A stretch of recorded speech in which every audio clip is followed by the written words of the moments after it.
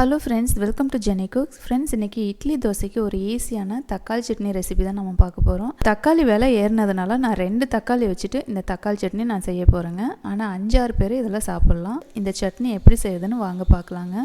இப்போ தக்காளி விலை ரொம்ப அதிகமாகிடுச்சு. எங்கள் சைடெலாம் 1 கிலோ 60 ரூபா.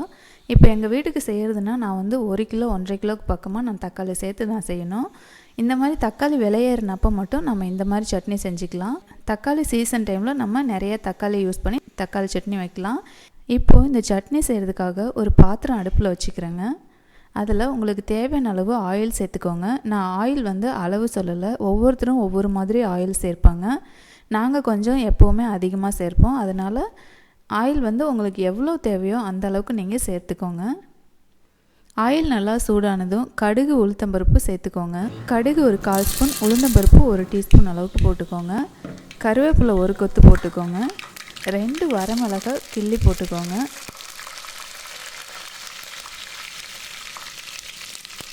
பச்சை மிளகாய் ஒரு 2 நறுக்கி போட்டுக்கோங்க. இதெல்லாம் வதக்கினதுக்கப்புறமா பெரிய வெங்காயம் ஒரு 3 பெரிய வெங்காயம் நான் எடுத்திருக்கேன். நல்லா சின்ன சின்னதாக கட் பண்ணிவிட்டு இது கூட சேர்த்துக்கலாம். இதையும் நல்லா போட்டு நல்லா வதக்கலாம். இதை கோல்டன் ப்ரௌன் வர வரைக்கும் வதக்கணும்னு அவசியம் இல்லைங்க. ஒரு 3/4 பாகம் வெங்காயம் வதக்கிக்கலாம். இப்போ பார்த்தீங்கன்னா வெங்காயம் நல்லா வதக்கிருச்சு. இப்போ 2 தக்காளி இது கூட சேர்த்துக்கலாங்க. இது நல்லா பொடியாக நறுக்கி இது கூட சேர்த்துக்கோங்க. இதையும் நல்லா வதக்கி விட்டுடலாம்.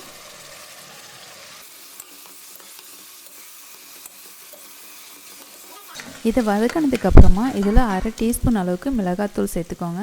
ஏற்கனவே பச்சை மிளகாய் வரமிளகாய் சேர்த்துருக்கோம். அதனால் உங்களுக்கு காரம் கம்மியாக வேணும்னா கொஞ்சமாக சேர்த்துக்கோங்க. நாங்கள் கொஞ்சம் காரம் அதிகம் சாப்பிடுவோம். அதனால் 1/2 டீஸ்பூன் அளவுக்கு மிளகாத்தூள் சேர்த்துருக்கேன். 1 டீஸ்பூன் அளவுக்கு மல்லித்தூள் சேர்த்துக்கோங்க.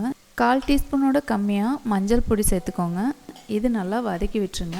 உங்கள்கிட்ட சாம்பார் தூள் இருந்ததுன்னா 1 டீஸ்பூன் அளவுக்கு சேர்த்துக்கோங்க. அது கடைத்தூளாக இருந்தாலும் பரவாயில்ல, நீங்கள் வீட்டில் அரைச்ச பொடியாக இருந்தாலும் பரவாயில்ல.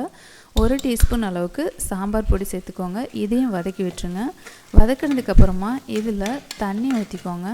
நான் ஒரு பெரிய டம்ளரில் ஒரு 1.5 டம்ளர் போல் தண்ணி சேர்த்துருக்கேன். ஒரு 2 கொதி வந்துடட்டும். அது வரைக்கும் நம்ம வெயிட் பண்ணலாம். இப்போ பார்த்திங்கன்னா நல்லா கொதி வந்துடுச்சு. இந்த சமயத்தில் இப்போது ஒரு குழிக்கரண்டி அளவுக்கு இட்லி மாவு எடுத்துக்கலாங்க.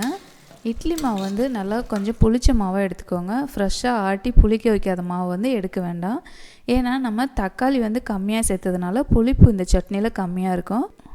இட்லி மாவு லைட்டாக புளிச்ச மாவு ஊற்றினீங்கன்னா தான் உங்களுக்கு புளிப்பு தன்மையை கொஞ்சம் தூக்கி கொடுக்கும். ஒரு குழிக்கரண்டி அளவுக்கு இட்லி மாவை லைட்டாக தண்ணி ஊற்றி கரைச்சி இது கூட நான் சேர்த்துக்கிறேன். இப்போது இட்லி மாவு கலந்ததுக்கப்புறமா உங்களுக்கு எவ்வளோ திக்னஸ் வேணுமோ அந்தளவுக்கு தண்ணி சேர்த்துக்கோங்க. இப்போது இதுக்கு தேவையான அளவு உப்பு போட்டுட்டு ஒரு 2 நிமிஷம் போல் நம்ம கொதிக்க விட்டுடலாம்.